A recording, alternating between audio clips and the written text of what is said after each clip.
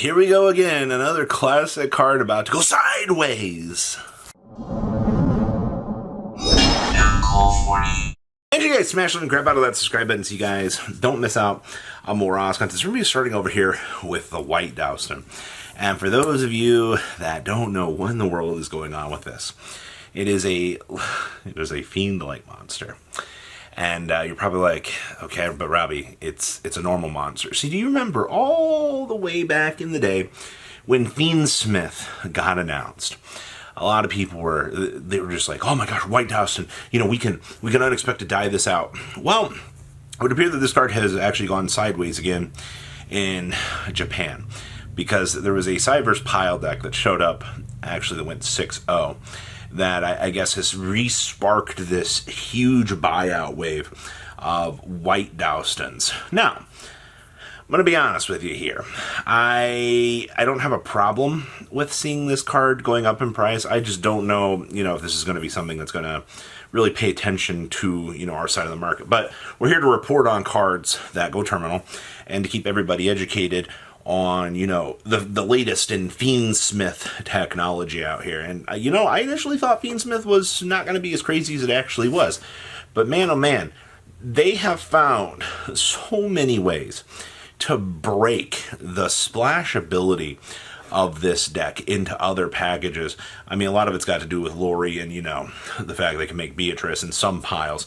Not all piles are going to be interacting on that stage. But, yes, we have another vanilla that you need to keep an eye on. Yes, it's probably going to get Invisible Hand off the market again now that things have calmed down. And a lot of things are usually inspired by OCG. What do you want me to tell you?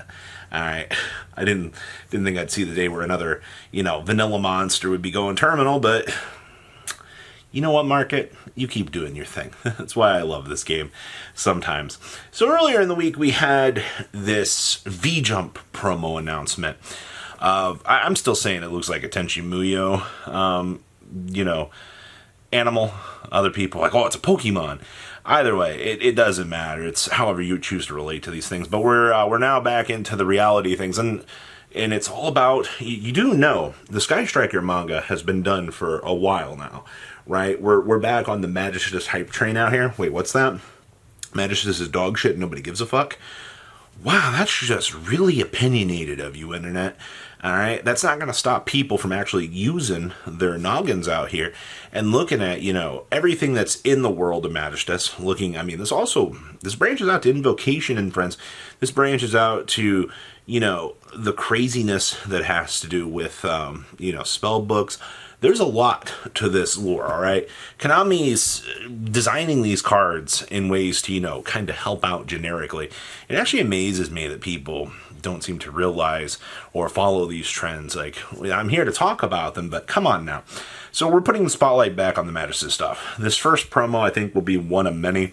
Much like what they did with Sky Striker stuff, you will see future Spellcaster Magistus support probably piping down.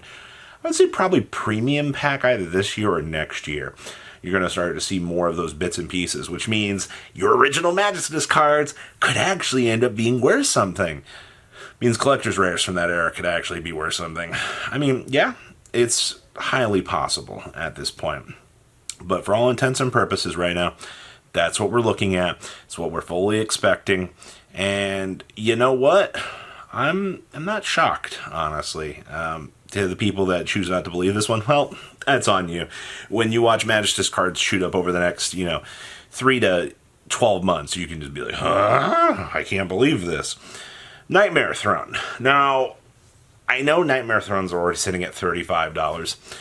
The reason why I bring this up is it's all about Phantom of Yubel right now. For those of you that don't know, you can splash 5 cards in your deck. Any 5. That's not any 5. It's 3 Nightmare Thrones, a Yubel and a Spirit of Yubel. Nightmare Throne gets you into basically a monster that basically can convert any monster effect into a Destroy Yubel monster in your deck. Now, not only is this insanely broken in Yubel, other decks have found ways to splash this package inside of their own deck because, guess what?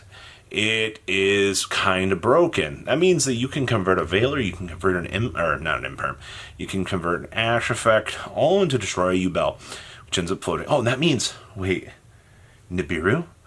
You can make the space rock turn into a blow-up just that Yubel. Honestly, we don't know when we're getting Phantom. Everybody is massively speculating on battles this year, which, if they decide to punt it out of battles, I'm going to be very, very surprised. I think that'd be a very big missed opportunity on Konami's behalf. But, I mean, hey, we've been punting all year, right? Like, who actually cares at this point? They could just go, oh, you all wanted Phantom of Yubel? Nah, just kidding. Whatever set that Phantom ends up finding itself in, I do think is going to cause some very interesting ripples throughout the course of the game, just as, a splash package as well. 5 cards for, this dedicated package that all just kind of is free value all day long. And the fact it recycles itself for the summon, so that you could technically get another Yubel on the field. It's so stupid. I love free gimmicky value. Also, got to give it to Konami for making these creative cards. Baron de Fleur. I cannot actually believe I just said that. So, why in the crap am I talking about Baron out here of all things? So this is actually some personal data out here from my own experiences on the kickback. I actually sold between, I think it was 5-6 sales. I had multiple Baron de Fleur sold for me. Now, my prices were set actually about where all of the other Barons were on the market. And multiple people were just kind of coming through, picking up, Supers, the original Ultra print. I think I did sell one of the Ultimate Rare ones as well. But just looking at this, I want to report on this and go, a few people must actually believe, like with all of their heart, that Baron de Fleur is going to be coming back, or this is just a penny stonk that people are looking at going, hey, I want to pick these up. Whatever intents and purposes might actually be for people approaching Baron right now, I do not think that this card is coming back. I do not expect, Borreload Savage to come back either. To be honest with you, the game has been in a much better place without these 2 cards. I know people will disagree because, they want to I want to have my negate. Sure, that's fine. But for the way everything is right now, Yu-Gi-Oh! Has been in a much better place. But to see that people, are going out of their way here, picking these cards up, it was just enough to make me go, huh. Everybody has their own investments. Everybody has their own ideas and things that they want to collect in this game. And to have, I think it was actually 6 people that came through and just like, ooh, give me Baron de Fleur, please. Like, why though? It has to be them believing that this card's coming back. But I just wanted to plug that in there and talk about that for a second. That's so weird to me. And then we have the RCO2 hype. Now, all I'm hearing from a lot of people is I'm not buying this set. The set's dog water from people. What's going to end up happening here is I think you're going to see a lot of quarter century buyouts just kind of happen over time. I've also seen a lot of people complaining about pre-sale prices where you're seeing, what was it? Ghost Ogres at like $30, $40. Mourners at like 30s. Drolls at 40s. People are complaining about those prices. Looking back at RCO1, Ash is now $220.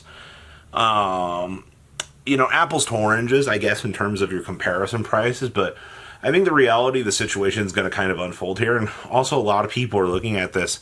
This set has been very interesting, looking through the eyes of people, because they're like, why would I buy these cards when I already own them? And I'm sitting here, I'm like, how did our mentality change from RCO1 to RCO2, where people wanted these upgrades? And you get these upgrades in RCO2, and now people are hesitant to this. Like, it's an interesting change to see over the last 6 months, that these are the perspective shifts that we're going through here in terms of the community. Like, genuinely interesting stuff. I didn't expect to see this rapid shift along here, but okay, market, you guys are some very interesting people with the decision-making trees I'm seeing out here. But I just wanted to plug in at the end of the video here, talk about RCO2 very quickly, the trends that I'm seeing change here over time, and so forth. Whew. So what do you guys think? Please, leave a comment down below. Tell me what you guys think, and I'll see your beautiful faces back here later, guys. Peace out. Patrons!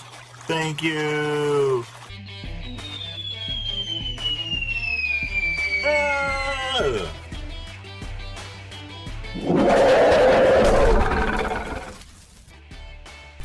Thank you so much for watching. Check out these other videos.